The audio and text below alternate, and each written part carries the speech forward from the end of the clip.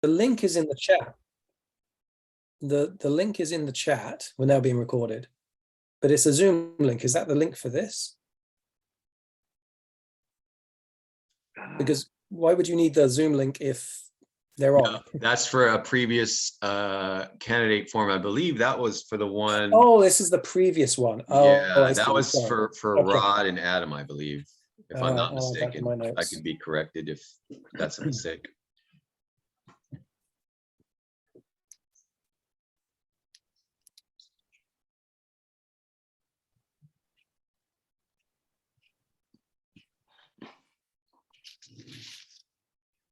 What did you have for dinner, Rich? I had made earlier this week, so it was leftovers this week. I had both a chicken curry and a lentil curry. Nice double curry night, huh? Yeah. Can't beat a curry. How about yourself? My wife's Persian, so we had this Persian stew called, well, it's like a celery and lamb stew. Oh, I love rice. that. Yeah. That's awesome.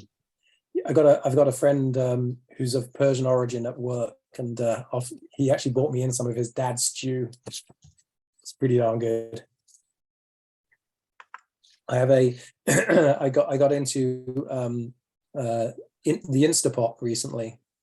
So you know this Instant Pot. It's basically it's a digital pressure cooker, which means you can do things in a very short time. So one of my favorites right now is short ribs, which you can do in an hour now instead of like 4 hours in the oven. And but then there's a tagine, a lamb tagine recipe, which is kind of very similar to the Persian stews, which is also really good.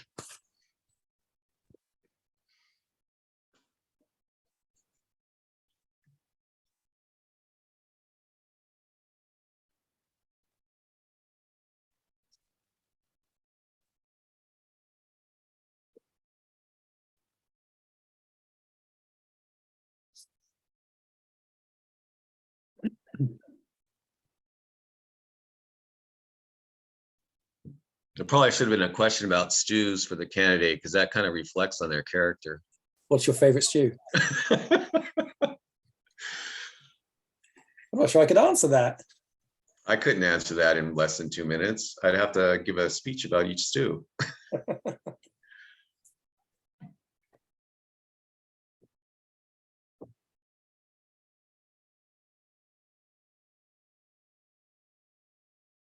What time have we got here? We've still got 10 minutes. I'm gonna mute myself for a bit. Come back on in a sec.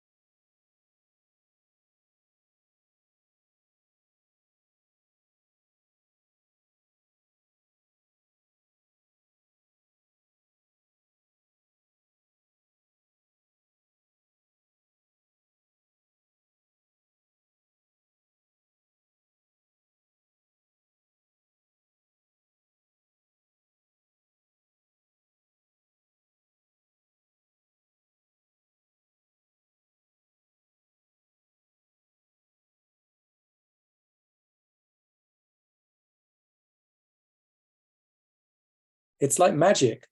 It's amazing. All right. Welcome to everybody, and thank you very much for attending this candidate night tonight. My name is Rich Neve. The Civics Director for Fiesta Gardens Homes Association. Actually, I hosted one of these last night for Fiesta Gardens for the District 3 members, and so thank you very much for a wonderful time last night.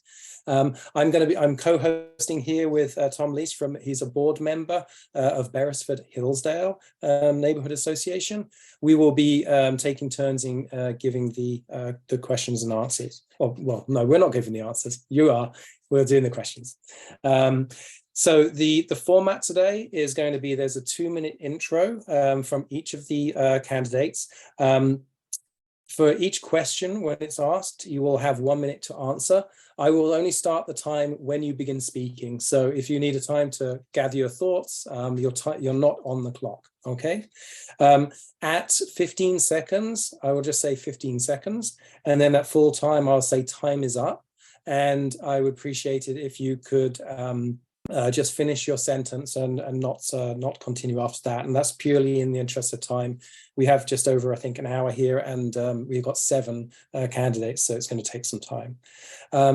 After all the questions are complete, you also have 2 minutes for a closing statement.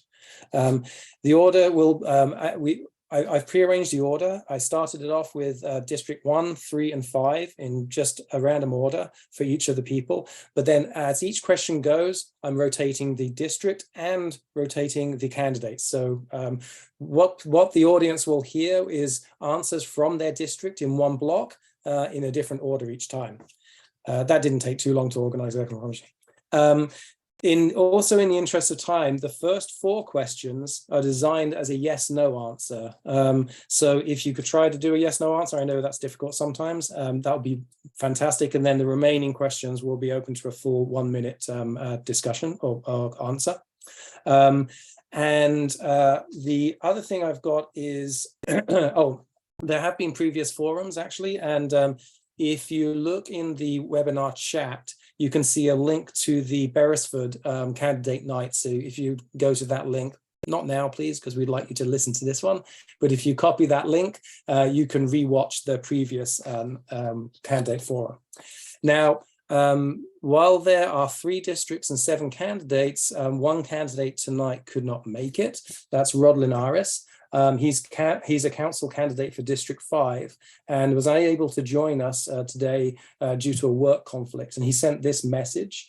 He says, I was eagerly anticipating this forum since SMUHA occupies such a valuable role in our community and serves the residents of San Mateo so very well. I am deeply appreciative of your organization's spectacular commitments, efforts, and impact.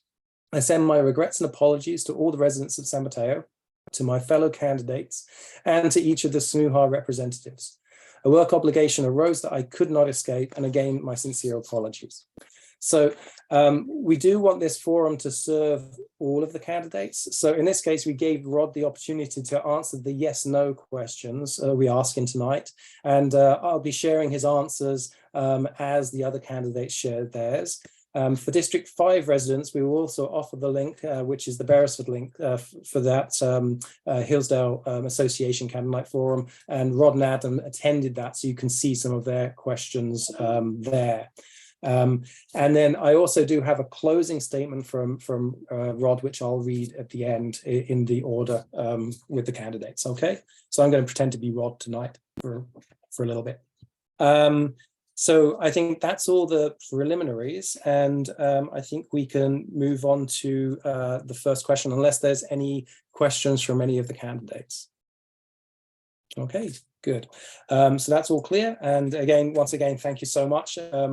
I know this whole process is exhausting, and this is, I don't know, the 3rd or 4th of these candidate nights, but we think it's incredibly valuable for people to hear from you and to really understand your policies and your values in order for them to make an informed choice when it comes to signing their ballots. Okay, so for question 1, the order will be starting with Nick, and then Lisa, Rob, Sergio, Sarah, would be Rod, and then Adam. All right, so you don't have to remember that order. We'll ask you, but it'll be Nick will be up first. Okay. And the question is this. Wait, what about opening statements? Sorry? What about opening statements? Oh, you're getting better at this than me, aren't you? Sorry. It is opening statements. I apologize. So Nick, you're the first one for the opening statements. Okay, you ready? Tell me when to go. Should I go? As soon as you start talking, I will set the timer. You go. Hello, my name is Nick Atkinson. I'm running for San Mateo City Council District 1. District 1 is in good shape heading into the November 8th election. You have two highly qualified candidates to select from. Both have lived in their area for over 3 decades and have been involved in their communities.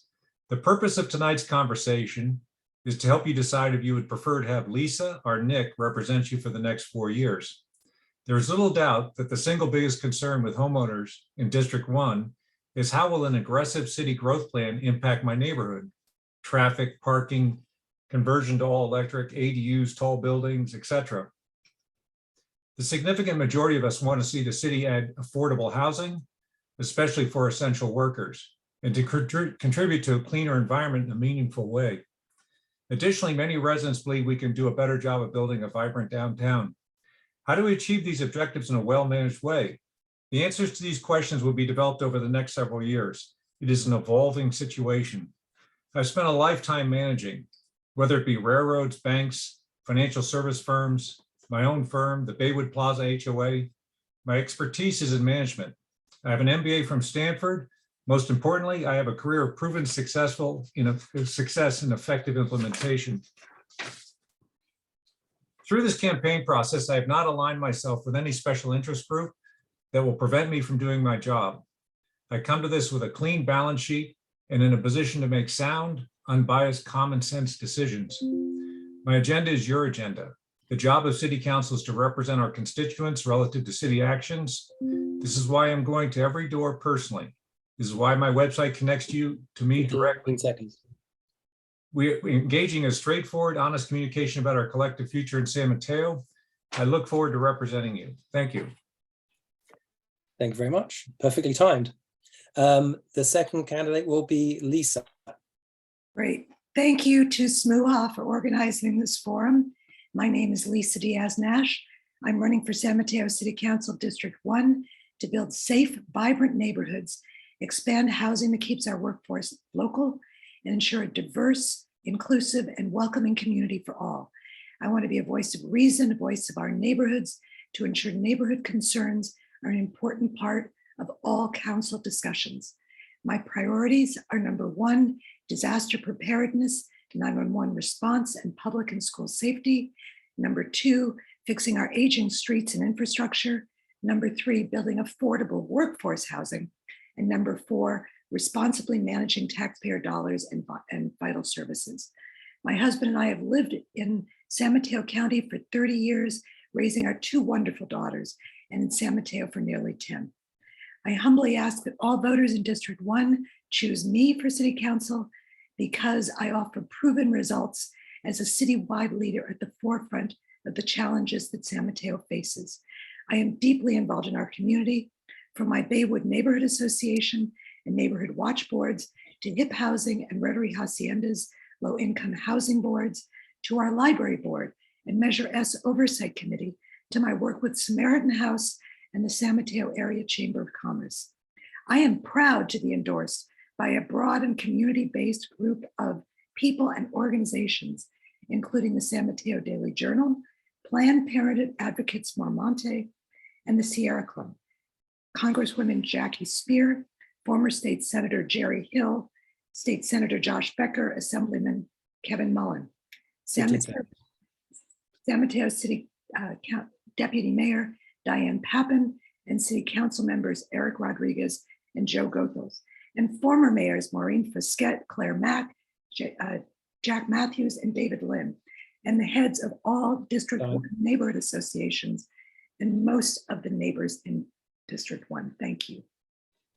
Thank you, Lisa. Okay, we move to excuse me, District 3, starting with Rob. Hello, and thank you again to SMUHA for hosting this event. I am Rob Newsom. I'm a 24-year resident of District 3. I was born in San Francisco. I'm a 5th-generation Peninsula native, and I've grown up here in San Mateo. My wife, Jennifer, and I have been married for over 16 years. We love San Mateo, and we've really made it our hometown. We believe it's a great place to raise our 2 teenage daughters and, of course, our dog, Minnie. We love living here. We have a diverse family and friends who live here, and it's an area rich in culture, history, and technology. I've been involved with the city my entire life, going to city council meetings. Even back in the day, I was in Troop 42 and often did the flag ceremonies when we had flag ceremonies before all the city council meetings. I've completed City Services Academy in 2019, and since then served as a commissioner for the city of San Mateo on the city's personnel board. I've also worked just a year or so prior to the pandemic with my neighborhood to restart our Sunny Ray Neighborhood Association, and I'm currently the vice president of our neighborhood association. We've worked to keep our neighbors informed of what's happening in the city, and we also strive to build a community by hosting 2 to 3 neighborhood events per year. I'm very excited to be running for city council here in District 3 because I have so much invested in our neighborhoods.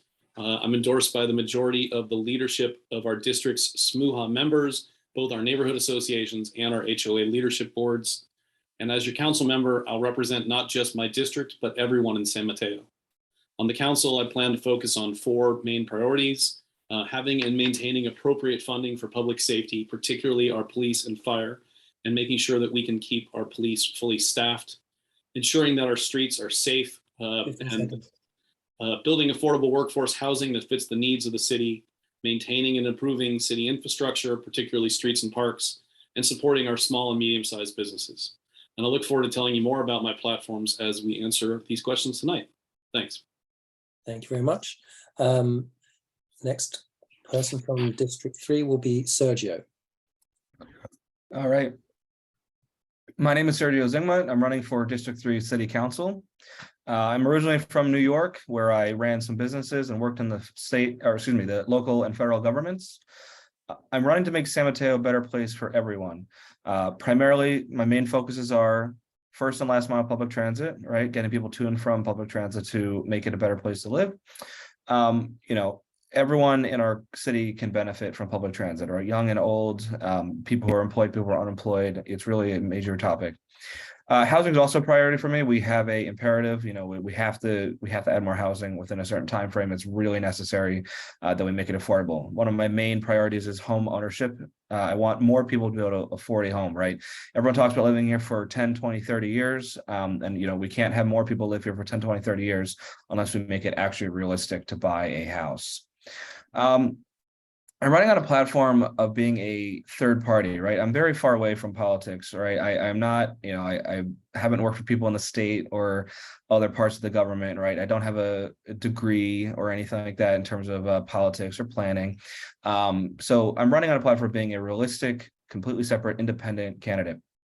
And I hope tonight I'll be able to share with you my plan to make San Mateo prosper, and that we'll be able to get some very useful information. Thank you.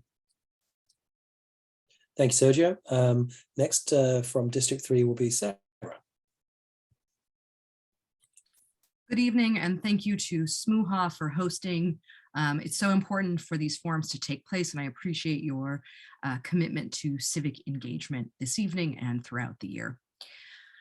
I'm running for District 3 really to be the first District 3 representative to dedicate myself to the interests of our neighborhoods and our residents while keeping an eye out for the whole of the city of San Mateo on the council. My vision for San Mateo includes safe streets, easily accessed by all people to exercise, get to school, run errands, and commute, which will be achieved by a reinvestment in our infrastructure and our parks to ensure that San Mateo continues to be a great place to live with a high quality of life. My background in working in local and state government, along with my education in politics and urban and regional planning, suit me well for this position. I ask that you join the San Mateo Daily Journal, our local 2,400 firefighters of San Mateo, the San Mateo County Democratic Party, Planned Parenthood, the Central Labor Council, the majority of the current city council, State Senator Josh Becker, Assemblymember Kevin Mullen, and others in supporting my candidacy for San Mateo City Council. Thank you. Thank you very much. So we move on to District 5. Obviously, Rod isn't here, so it'll be Adam. Thank you and good evening. My name is Adam Lorraine and I'm running for City Council in District 5. I grew up in San Mateo. I went to Aragon High School, College of San Mateo, and I've had the opportunity over the last few years to serve our city on some committees and commissions. I've been a member and still am a member of our city's Sustainability and Infrastructure Commission. We advise the City Council on matters of the environment and public works, including large infrastructure projects in our city, the wastewater treatment plant, which is undergoing a $1 billion remodel, transportation projects throughout the city, and more. I've been a member of our general plan subcommittee. As you know, the city is undergoing a general plan update through 2040. I got to be part of the committee that kicked us off and co-creating a vision for our city in 2040. I would like to continue that work, but we have this district election and I saw an opportunity to take my service to the city up a notch, and I'm going for it. My priorities are to protect our neighborhood vitality, public safety and services, represent all of District 5 and lead by listening, and invest in affordable housing and transportation infrastructure within our city to build a sustainable future together. It's a pleasure to be here. Thank you. Well, wonderful. Thanks, Adam. Right, now we're going to move on to the questions. Okay, I try and get something right tonight. So we'll go in the same order for the first questions, then the order will rotate. So the first question: our state housing legislation is creating issues for cities with bills that presume more density equates to more affordability. This leaves cities to deal with resulting impacts without any requirement for the state to assist. Further, these bills allow the state to remove local authority over land use and to dictate how much housing we must plan for on a 7-year cycle. These housing numbers are based on a much disputed RHNA, or Regional Housing Needs Assessment formula. A network of hundreds of mayors and council members and other elected officials are working together to return local control to their cities and remove the grip the state currently has on these controls, including the mandated RHNA housing numbers. So if elected, would you join them in this effort? And this is a yes or no. Just understand what I would try and get more local control. Is that the question? More local control, correct? Yes, this is, so basically, would you join the effort to return local control to their cities and remove the grip that the state has on that? Yes. And the first question is to you, Nick. Yes. That's a yes from Nick. Okay, great. Lisa. Yes. Yes from Lisa. I love this. This is fast. Rob. Yes. Sergio. Yes, but partially, right? There's still, we need housing, and that's the reason why the state mandated it, but I would support planning locally, yes. Thank you. Sarah. You know, I don't see a successful path forward in this effort, so the answer for me is no. Okay, thank you. Rod's answer to this, he said, yes, I would join them in this effort. Adam. My answer would be no. Your answer is no. Okay, thank you very much. Tom, over to you. And the first person answering this next question, again, this is a yes or no, will be Sergio. Thanks. This question is related to Measure Y. Measure Y is the San Mateo resident-led and voter-approved measure that sets height and density limits for new development. The state has now empowered the council to do away with Measure Y. Would you commit to never using that power as a council member to overturn what the voters have approved? Yes or no? And that's Sergio goes first. I'm just trying to make sure I understand the question first. No, we need housing. Okay. Next is Sarah. Yeah, I worked on the campaign against Measure Y. It passed by 42 votes. That is not a mandate. And I do think we need to build densely across our transit corridor. And so I will not make a commitment to never using that power. I think it needs to be used selectively, but I do think there are opportunities, for example, the Kiku crossing, which is 100% affordable and taller than 5 stories. Thanks. I think it was 43 actually. Rob, Yes, I would continue to support the will of the voters. Adam, No. and Nick. Never is too strong a word, so I'm going to say no. Thank you. And Rod's answer for that was yes, I would commit to never using my power on council to overturn what resident voters have approved. And there's one more person to talk. And yeah, Lisa. Okay, I think the important thing is that Measure Y says that if any part of the general plan or other things exceed what Measure Y says, it has to go back to the voters. And that is what I support. If the voters then decide that it should be taller, then the voters have spoken. But the heart of Measure Y is about the voters speaking. Thank you. Sorry, Lisa. Okay, I'm just going to put the next question into the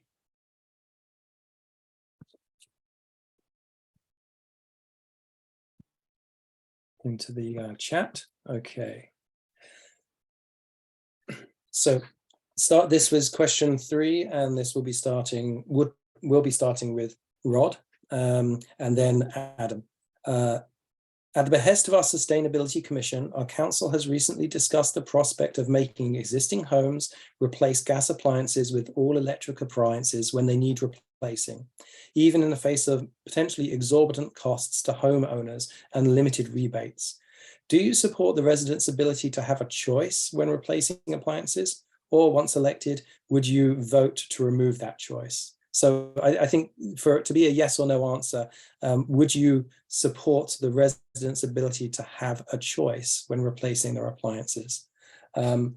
Rod answered, no, I would not vote to remove the residents' choice on this. So he's saying, yes, the residents should have choice. No, he wouldn't vote to remove their choice.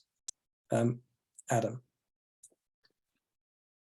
So I'm sensing that sometimes people get an opportunity to say a few words more than yes or no. And so I'm going to take this opportunity to say that I don't think it's fair to consider this question as a mandate for those who couldn't afford a replacement to make the replacement regardless. What council has been discussing, what this commission has been discussing, are cost-effective to cost-neutral solutions. And then when we can do that, I believe we should do so. If we cannot at that point, I don't think residents should be forced to do it, and they won't be forced to do it. So that said, in general, when it's cost-effective to do it, I do not want to support people choosing gas over electric. We should be moving forward with electric. So the answer is no. Thank you. Lisa.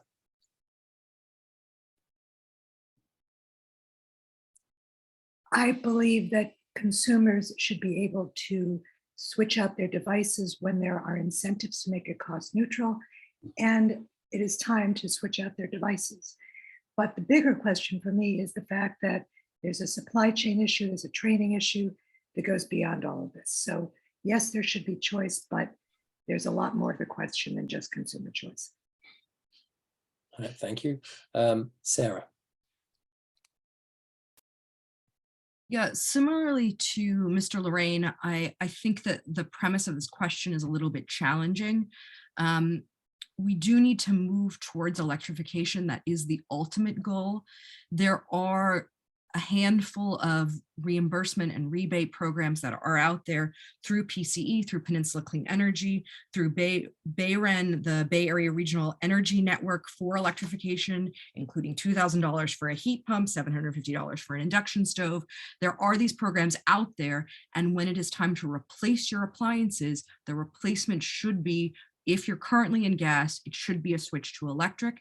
And as long as we're providing the right incentives and funds for it, that is a reasonable decision.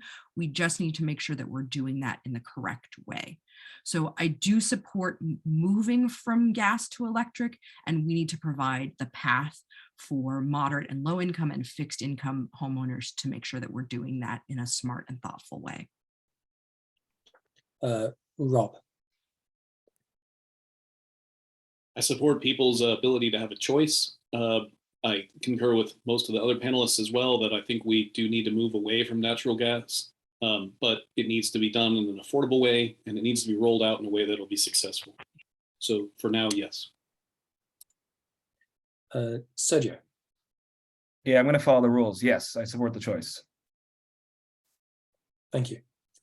Yeah, if we could try to keep it down for this one, because we still got a few questions to go, so that'll be good. This will be the final yes, no, Tom.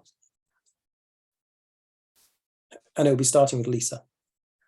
Hey, I missed my yes, no opportunity. Oh, sorry. No problem. I mean, we've strayed a little bit from yes, no, but it's obviously, one other perspective to add to this is that multifamily buildings have much more complex systems, and this is not an easy situation for big, complex, large-scale industrial, facilities. Our building is, 30 homeowners in a building, but they're much bigger buildings all around us. So I do think we're going to have, it's a very complex implementation, and it's going to have to be done in a reasonable, cost neutral way that's practicable and can actually be achieved. But generally the movement towards electrification seems reasonable, just has to be done in a reasonable, real way. Thank you. And sincere apologies for that, for missing you out there, Nick. No, we're even up on the mistakes. Well, I don't know. I think I'm one ahead of you. Fair. We're trying to be fair, everybody. If this is another yes or no, but if you could just limit, if you have to add something on, just limit to 10 seconds. That'd be great. Lisa will go first. Developers have targeted single-family neighborhoods with the help of new state laws. As a council member, will you support protecting existing single-family home zoning? Yes or no? Yes. Nick. Yes. Sarah. Yes. Nick, Rich, Rob's answer? Oh, no, Rob, you're Rob. Go ahead, Rob. Sorry. Yes. Sergio? No, because we need more housing. Adam? Yes. And Rod's answer, please, Rich. And Rod said, yes, I'd support protecting existing single family home zoning. Great. All right, so we're on to the proper 1 minute answers now. This is now question 5. It will initially go to Rob. What do you see as the top challenges for your district in the next 4 years, and how will you tackle them?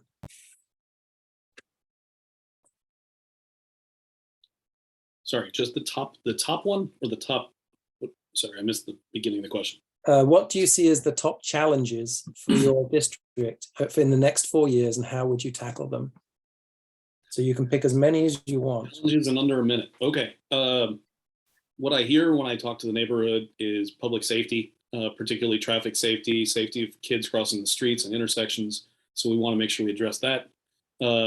Also want to make sure that we're growing housing, but we're doing in such a way that's fair to the the neighborhoods, and that we're not building them in the shadows of larger buildings, and that we're using our transit corridors and other opportunities to build more dense urban housing. What other things in the neighborhood? Those are the big two. I think public safety, infrastructure improvements, I think would be a third. Infrastructure needs work. There are things in the neighborhoods and that people complain about when you go around talking to people, and sometimes it's sewage lines, or manhole covers haven't been replaced. Sometimes the lights need to be updated. They should be painted and replaced with LED lights. So there are a lot of little infrastructure things, but they mean a lot to people, and they're not hard to tackle, I think. So thank you. Thank you, Rob. The next question will be to Sergio. Yeah, streets and sidewalks, really. I mean, we already see them falling apart right now. They're just going to keep falling apart unless we do something about them, replacing them. You know, sidewalks especially, there's ADA concerns, so we want to protect the city from lawsuits. So we need to replace those. That's going to be a big problem. Everyone's going to probably talk about the sewer and the wastewater, or the stormwater distribution. That's a big problem that needs to be fixed. If you talk to, you know, city services, they'll say that. But you know, housing is always a big issue, right? Parks, we need to add larger parks, more, you know, smaller pocket parks, I think that's what they're called, and then larger, you know, where people can actually host a party or something like that. But really all this stuff just to make it, you know, more a better future, both whatever housing looks like, right? We need to make streets and sidewalks better and make our city infrastructure better. Thank you very much. Sarah. Great. Thank you for the question. You know, top of mind is connectivity across District 3 and across all of San Mateo. District 3 is positioned really in the heart of the city of San Mateo. All the other council districts touch District 3. That's a fun cartography fact for the group. That means walking, cycling, and our 2 Caltrain stations that are in District 3. There's 3 Caltrain stations in the whole of San Mateo. 2 of them are in this district. And so connectivity both within the district and across the district is so key. And we need to do it safely. Everyone saw the video of a child on a scooter being clipped in Bay Meadows. That's completely unacceptable. And we need to do a review of all of our intersections for safety and for traffic flow. That's top of mind.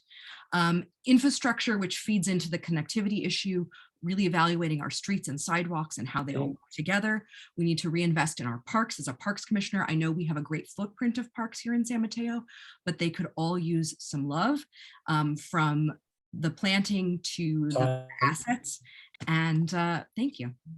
Thank you. Adam.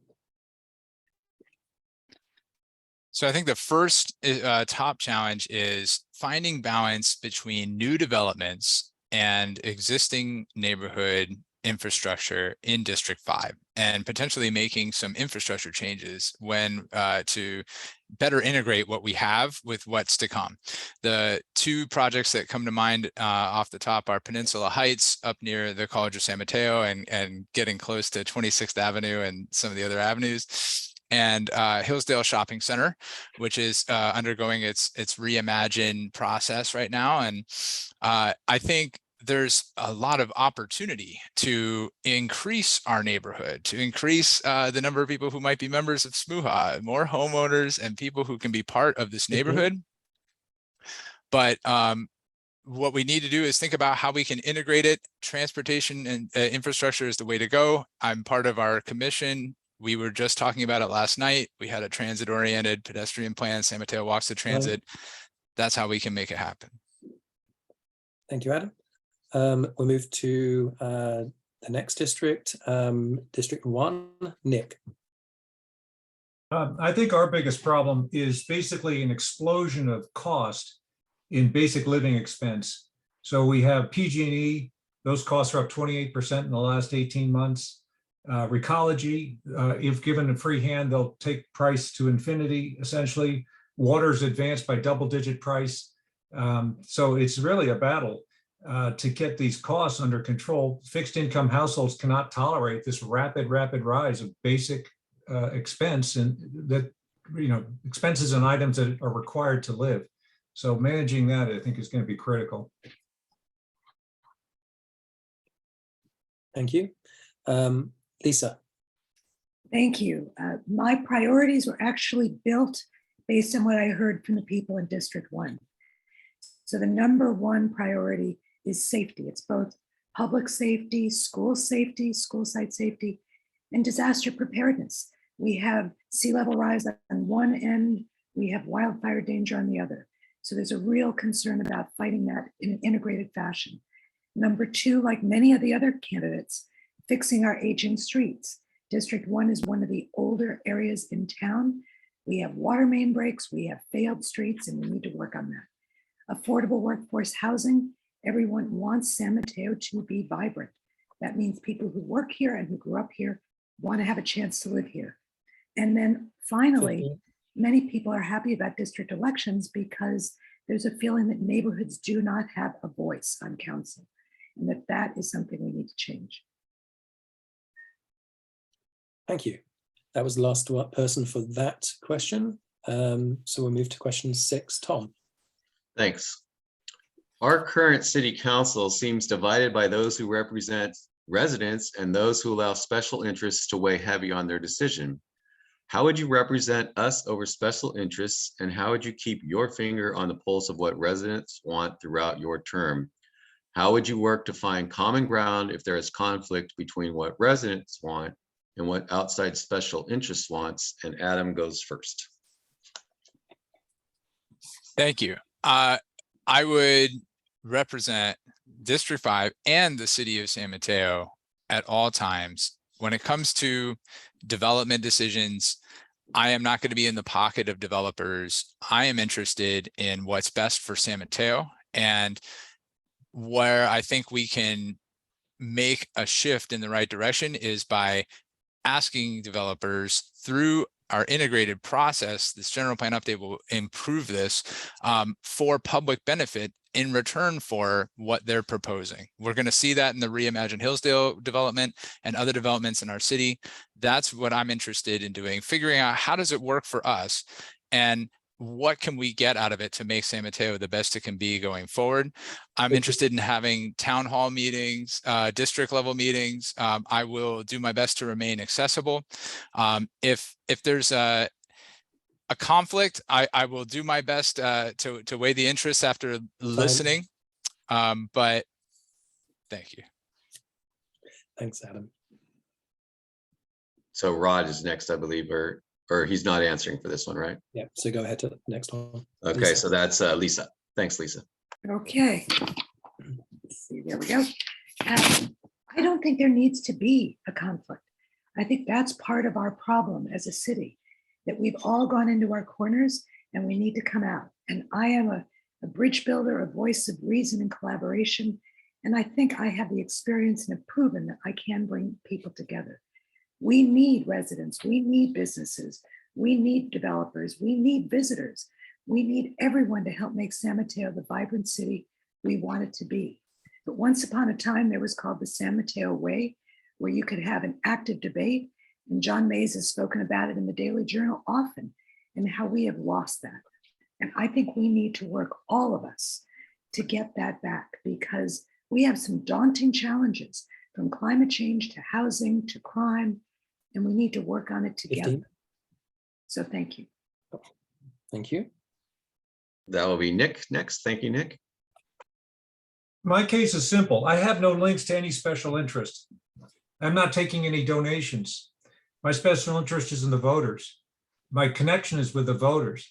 My priority is the voters, the people of San Mateo. Special interests take a back seat to that. Sergio. Thanks, Nick. Thank you, Sergio. Yeah, definitely. I am very proud to say I have no special interest donations, no special interest endorsements. My special interests are your special interests, right? Or what you want, right? The city, the people, right? I do not represent any particular, special interest group, special interest prominent members, right? I represent the people who live in my district. I encourage you to look at all the candidates' filings and see who they're getting money from. That's a good place to start. But when it comes to conflict and transparency, I would represent the people, right? I don't represent myself. I'm running for the city of San Mateo, but not for me, right? So I would take into account what the people do, making sure it's lawful and appropriate. And I would represent the people directly. In addition, I'd be fully transparent, right? You can contact me anytime right now, and I would continue that should I win. Thank you. Thank you, Sergio. Rob? Excuse me. Well, ultimately, we're voted for by the residents, and so we need to make sure that we're putting the residents first. I would definitely prioritize my district's residents, but I would support all residents of San Mateo. I totally love what Lisa said about bringing back the San Mateo Way. Having grown up here as a few of you, that it wasn't always this daunting. It wasn't always this divided. And I'd like to work on a council where we bring back civility and we work together and I think that I've worked for 30 years as a manager. I can help bring people together, find common ground, and maybe not everyone will be happy, but we'll find a medium that everyone's at least somewhat happy. I also think it's important that we hold developers accountable for the impacts that they have on the neighborhood. I met with some neighbors in 19th Avenue Park 2 weekends ago, and they mentioned how when the Dunphy Hotel became the Marriott, that they made sure that the project entailed building a new park, which was Concar Park, and adding back to the community that they're impacting. Thanks. Thanks, Rob. Sarah, thank you. Yeah, I've worked in a variety of different jobs, including significant work in the interfaith space. And I'm really proud of that work that I've done in bringing different kinds of people together to serve in our community. And that's the same spirit that I will bring to the city council. And so I'm committed to regular communication with all constituents, particularly with an eye to District 3, but wherever there's important work that needs to be done, communicating out regularly, working on an e-newsletter, town halls, and showing up to SMUHA, to other homeowners associations, to different advocacy groups, to a variety of groups to be accountable to everyone. I want to be clear that the donations I've received in my campaign, first and foremost, comes from friends and family. And I'm proud of that. People who've known me the longest are supporting my campaign. I've also received significant donations from labor unions. I don't think that's a special interest. I think it's working people. And so San Mateo's roots as a working class community are in the heart of those donations. Lastly, I want to say that I've received donations from— Time's up, sorry. Okay, thank you. Sorry.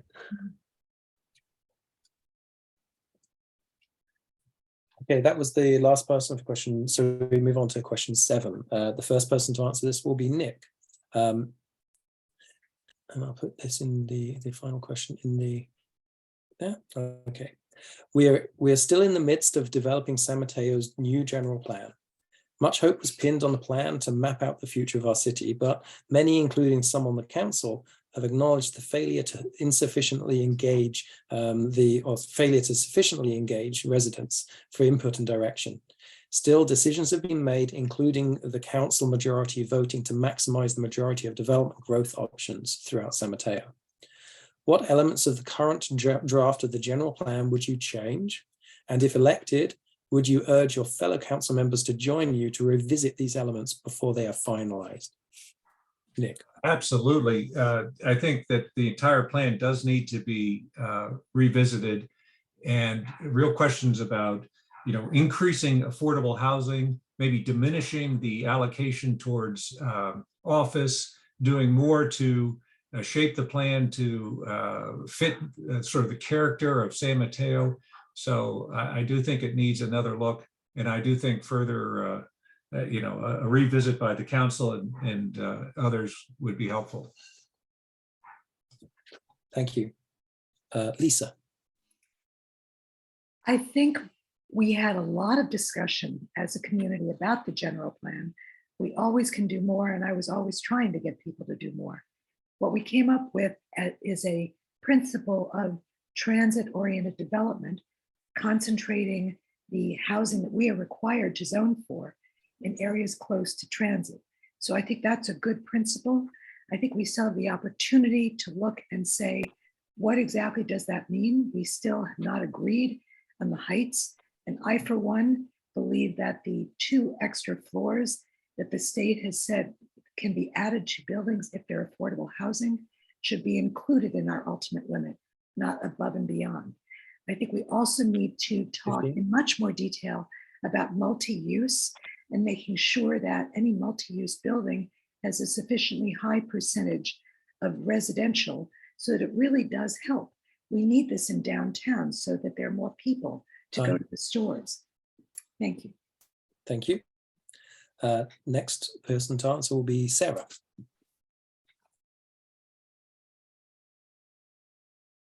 Great. Thank you for the question. Look, there's always more outreach that can be done, as Lisa had just said, but there has been a significant effort to reach out to a variety of communities across the city of San Mateo, including a statistically significant survey.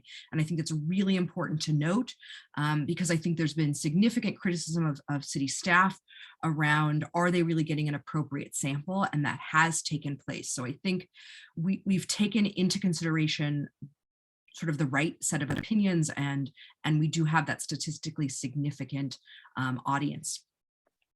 There's more education that can always take place. And I said this last night at the Fiesta Gardens HOA. There's more that can be taken into account. And I'll say, as a trained city planner, I'm well equipped to translate and interpret some of the more technical language into more plain language. And I think that's really where the education piece needs to take place around the general plan. Thank you. Rob. Excuse me. Well, I think the city's done, I won't say outstanding, but I think the city did a pretty good job of doing outreach for this general plan. I myself went to a few of the general plan meetings, both in person and online during the pandemic.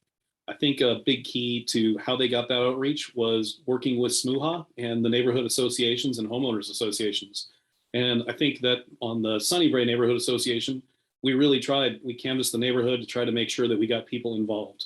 And so I think a lot of credit goes to the city staff for doing that, and to SMUHA members and neighborhood associations.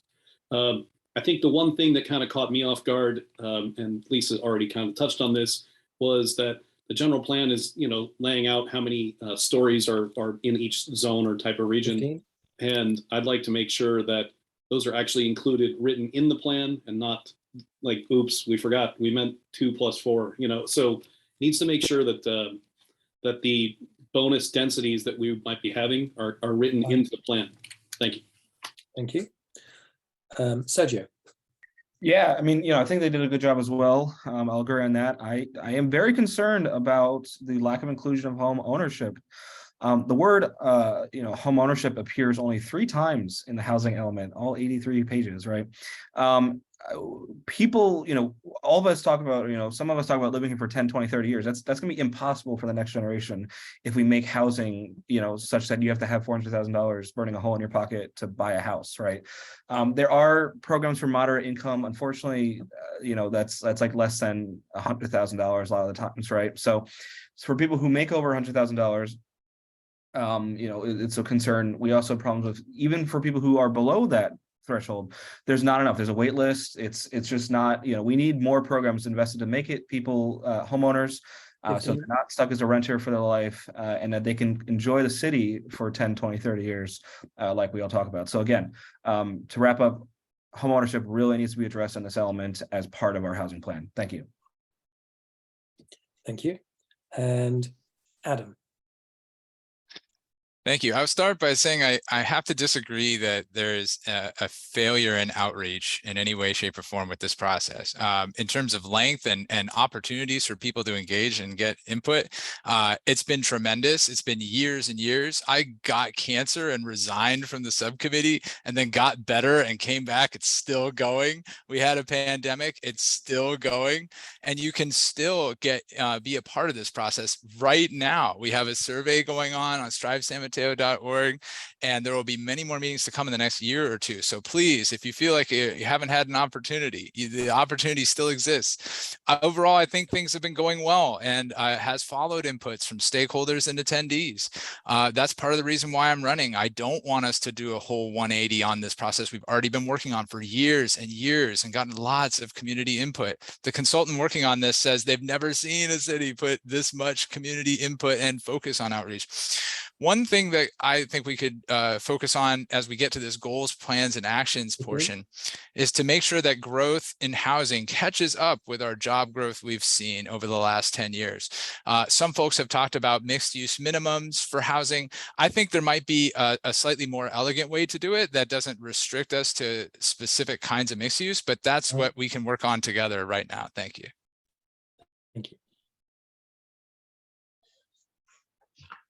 Question 8. Yes? We are on question 8 now, yes. Okay, what former or current relationships do you have with any entity that could financially benefit from decisions regarding land use and land development in their favor? And do you have any donations from these entities or their employees, consultants, or representatives? And Rob, you are first, please.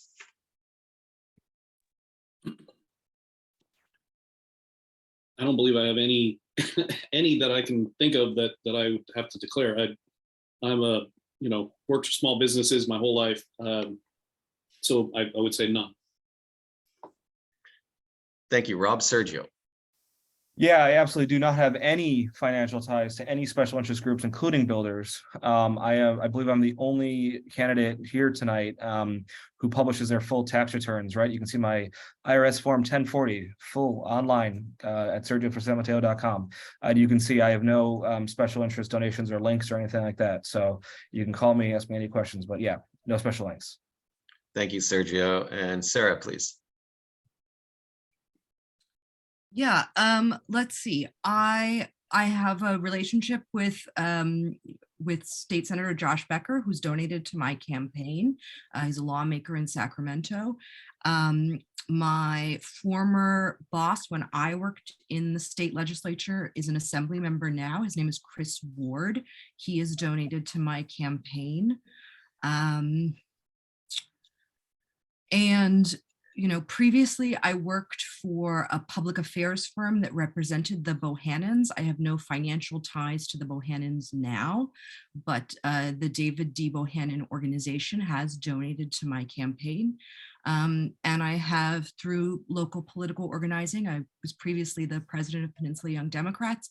I've formed close relationships with many of our local labor unions, and I've received campaign donations from the carpenters, the electrical workers, the local laborers, the Labor Council, and I'm very proud of that support.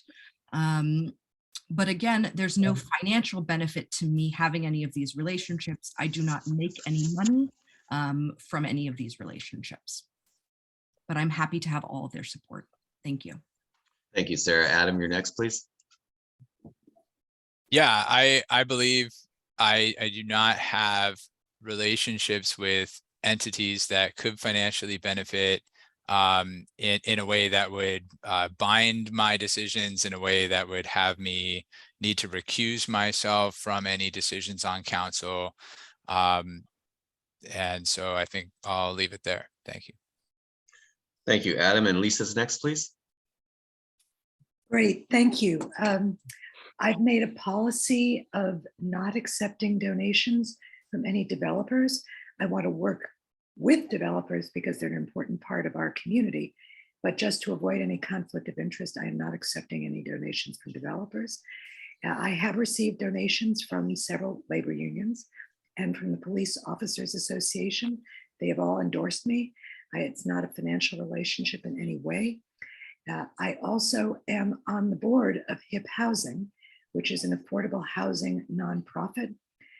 If I were elected, I would be resigning from HIP Housing because potentially there might be some conflict between something they might want to be doing before the city. So that's it. Thank you, Lisa. Nick, thank you. None, no. That's a great answer. Thank you.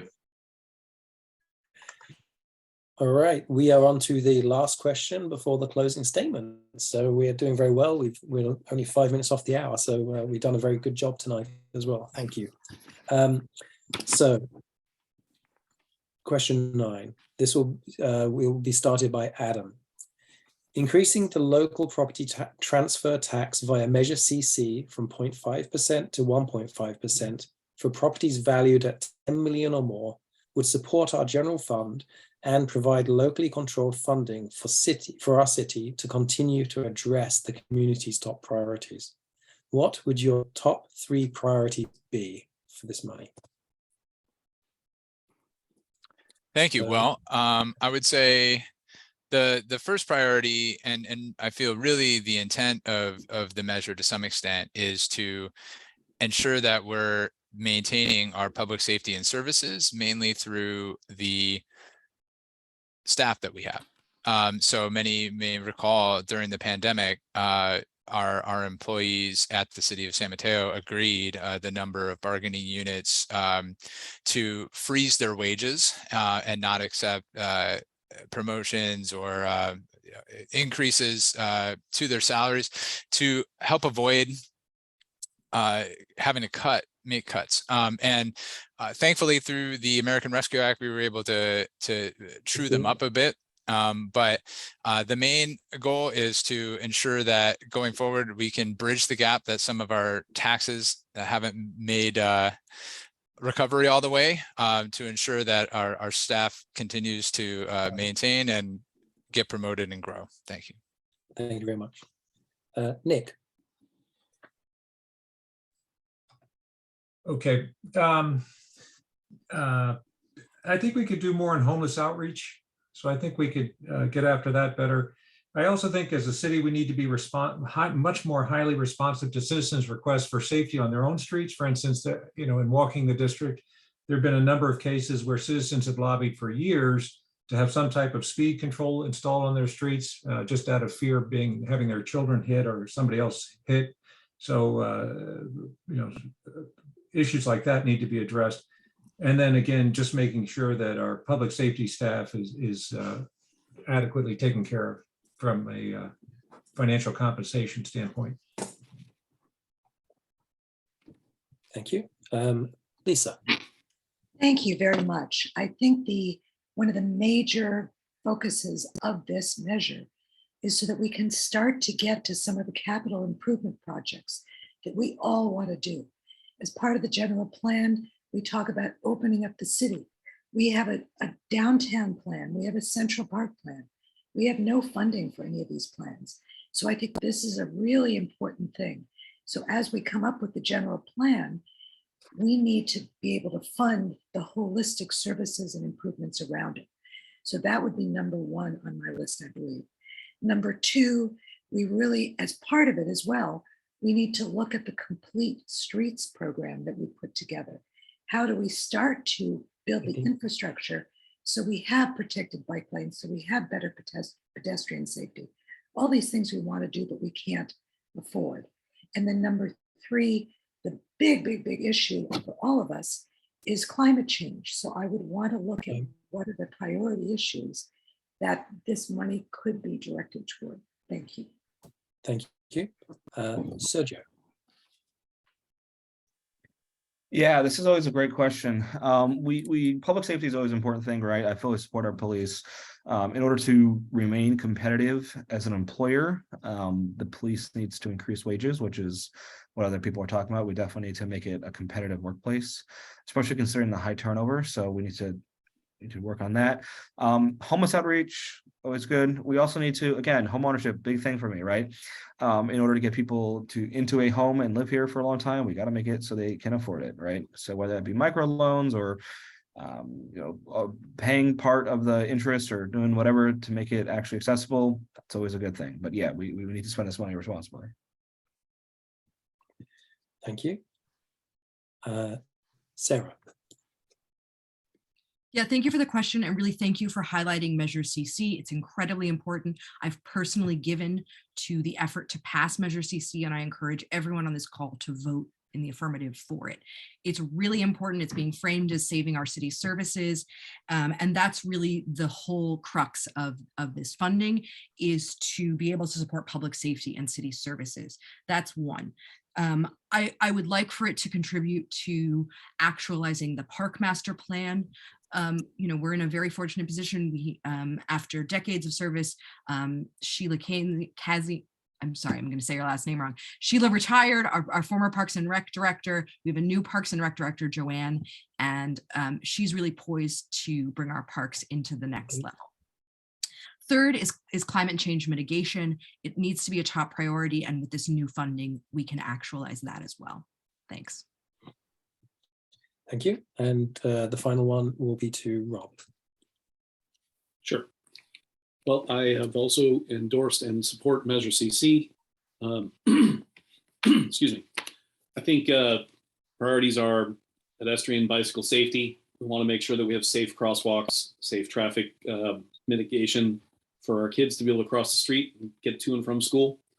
I think it's important that we look at infrastructure fixes in San Mateo, in Sunny Brae particularly. The parks are missing a play structure. I'd like to see that play structure back so the kids can actually play on it. When we look at Fiesta Gardens needs a bridge. Their bridge is cracking and in danger of, needs to be replaced right away. And we need to make sure that we're bringing back the manhole covers. We've actually removed sewer covers. And then to what other people have suggested too, police, fire, and public works retention. So San Mateo Police Department has a high turnover rate. Once people get past their 2 years of initial rookie season, then they tend to unfortunately leave. So we've got to figure out how to make sure we're making people whole and we're incentivizing them to stay in San Mateo. Thanks. Thank you. Okay, great. Well, that was the final question. So we'll go on to the closing statements, and we'll go back to the same order as we started. So the first closing statement will be for 2 minutes from Nick. Okay, thank you very much. So as a council member, there's, I guess, 2 roles: strategic direction and then oversight of proper implementation. The strategic direction has to be done with the intimate knowledge of what the citizens of San Mateo really are interested in. My entire approach is to be intimately aware of what they're interested in by going to all their doors, including, on top of that, allowing direct access through my website and just trying to be as connected and as I say, lead by listening. I thought that was a great line. I forget who said that tonight. Okay, so that's the strategic direction. The proper implementation. San Mateo has had a history lately of sort of failing to properly implement certain things. I mean, the bike lane implementation, I think, was done rather poorly. And we're now getting into more complex issues. Going all electric is a very complex issue to implement. So my entire life is based on complex implementation and done successfully. I think I can add a lot to that. And I look forward to moving San Mateo's agenda forward in a way that actually really works. Thank you. Lisa.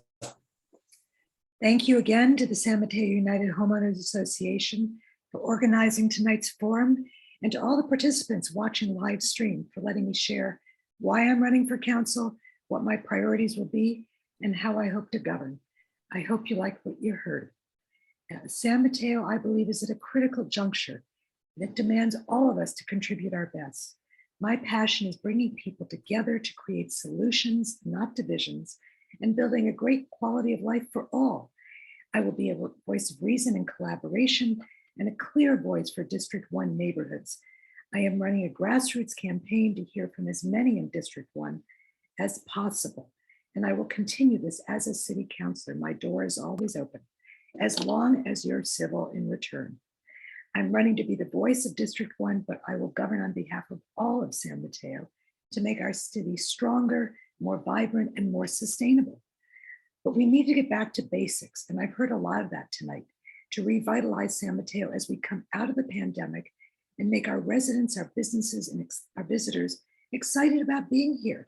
My priorities: public and school safety, fixing our infrastructure, affordable workforce housing, and responsibly managing taxpayer dollars and vital services. These are the basics. But the basics are also how we communicate and making sure that city council, city staff over communicate at every level so that people feel heard. That's half of the battle.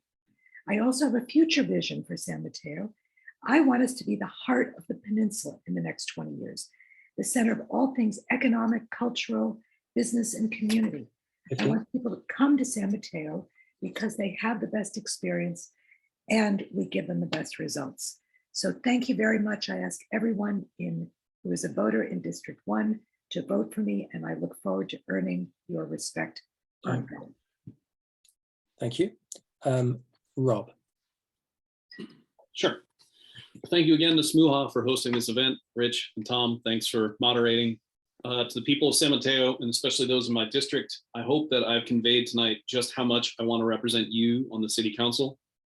I'm very proud of my endorsements. I'm primarily supported by people who live here in San Mateo, people like Senator Jerry Hill, County Supervisor Carol Groom, Councilman Eric Rodriguez, former Mayor Maureen Frischkett, former Mayor and Neighborhood Leader Claire Mack, and retired Police Chief Susan Mannheimer, and retired Fire Chief John Healy. I'm from this neighborhood. I've grown up here, and I know intimately, neighborhood by neighborhood in our district, what our challenges are. While I might not have the city planning background of my opponent, what I do bring to the table is the ability to lead people and the ability to build consensus and a team. I think we need to bring civility back to our current city council. And I think that I have a unique perspective of being able to listen to people with varying viewpoints and work together with them to build consensus. We're gonna have an entirely new city council almost after November 8th. And I think that my leadership will help me, and it's what the leadership is needed by our rookie council. In closing, I am doing outreaches, and I continue to do outreaches neighborhood by neighborhood. And Saturday, I'm at Fiesta Gardens at 10. Please come out and join me.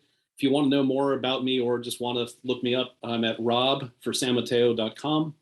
I hope that you will please vote for me, all of you District 3 residents out there listening.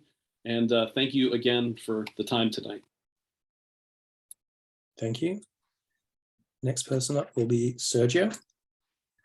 Yeah, I want to say thank you to everyone for organizing and for coming out tonight. You know, it really shows how much everyone is dedicated to ensuring that they're living in a fair and equitable city. Again, you know, I'm running on a platform that works for everyone, right? I'm running on a platform that does not consider special interests, that does not, you know, suck up almost the special interests. I have no donations from special interests. I have no endorsements of special interests. My special interests are your interests.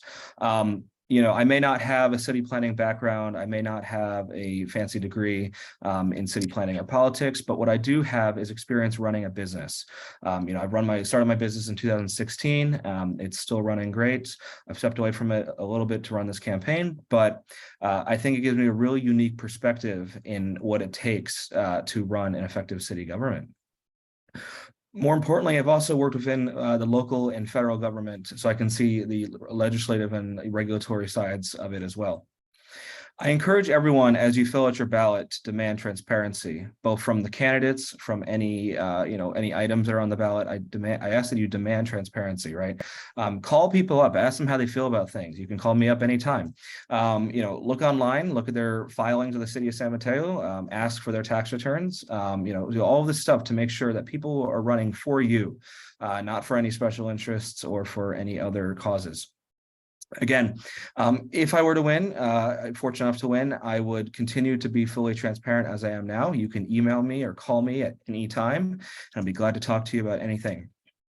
I agree with my opponents that we need to bring civility back to city council, and I fully intend on having an open door policy as your city council member. Thank you so much to everyone for your time tonight, and I look forward to working with you soon.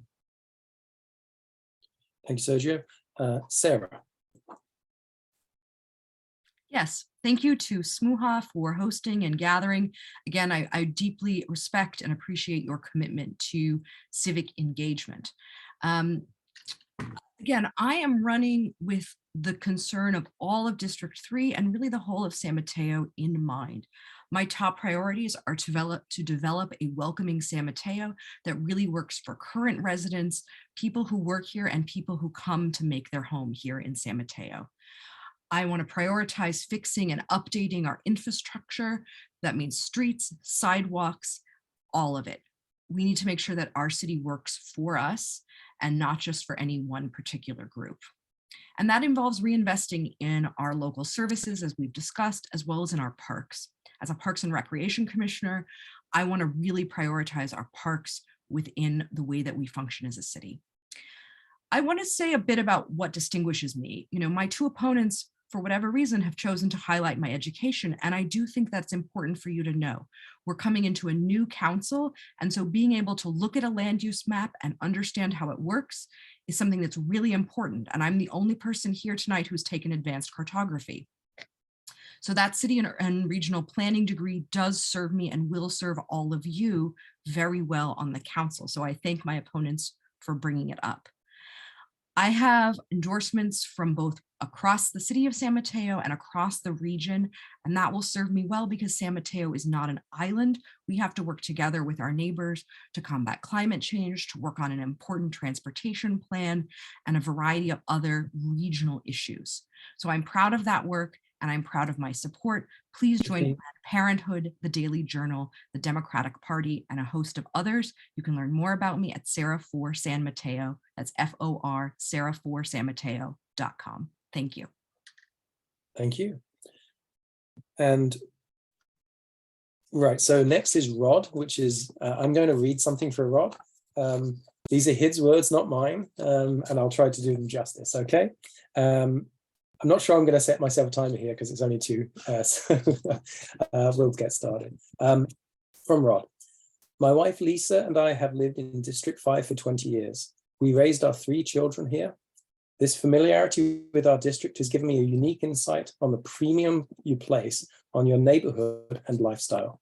It seems difficult for me and for my many neighbors with whom I've spoken to imagine that an individual can just move here, as my opponent has, and fully gain an understanding in a handful of months. As your neighbor, I share your joy and pride in living here and your concerns. Speaking with you one-on-one as I knock on doors or attend coffees has been invaluable. I hear you. I will be your voice on the council, focusing on what concerns you most: public safety, infrastructure, affordable and workforce housing, fiscal responsibility. I'll use my background as a small business owner, civic experience, and relationships with key people and staff throughout our city to hit the ground running and serve you in the way you need and deserve. Regardless of which district we're in, we are all San Mateans. As is the case with all cities and organizations, challenges await. Great things happen when we unite in a common effort, and it is by working through challenges together that we grow stronger. I look forward to doing so with you, with our neighbors in District 5, and with all city residences. I appreciate your support and ask for your vote. And so the final candidate will be Adam. Thank you. Thanks very much for organizing this and for giving us this opportunity. San Mateo is at a crossroads. We must recover economically from the pandemic and plan for affordable housing and climate resilience. We need experienced leadership with strong community ties to provide institutional knowledge and forward momentum to our city council. I grew up here in San Mateo. I've lived here the majority of my life. This isn't my first time in District 5, by the way. I went to school in District 5, the College of San Mateo, for years. I've worked in District 5 all through high school and through college at local businesses and at the city's Parks and Rec department. I got chemo in District 5. And now I live in District 5. And so I think that that's good enough. And I hope you feel the same. In our neighborhood associations and as a city commissioner and member of our general plan subcommittee, I've been a leading community voice on sustainability and infrastructure priorities for years. So I feel I'm ready on day 1 to join the council. I'm endorsed by Mayor Rick Bonilla, Councilwoman Amarance Lee, State Assembly Speaker Pro Tem Kevin Mullen, San Mateo County Democratic Party and Labor Council, and a number of other organizations. If you'd like to learn more, I encourage you to check out adamlorraine.com. I also think I'll try to take a moment to address some of these yes or no questions are really hard. It's tough, difficult to understand the nuances. I feel like there's more to each of them, especially when it comes to the general plan. My mission for the general plan is to make sure we come up with something that can work for those of us who live here today and for those who would like to live here in the future, like me, someone who grew up here but currently rents. I'm not trying to take away local control. I'm hoping we can come to an agreement and bring it to the voters. Thank you for your time. Thank you. And that concludes all of the questions and the statements. I would like to actually one little thing. If anybody in the audience wants to make any comments, or they can send them to the SMUHA email, which is in the chat.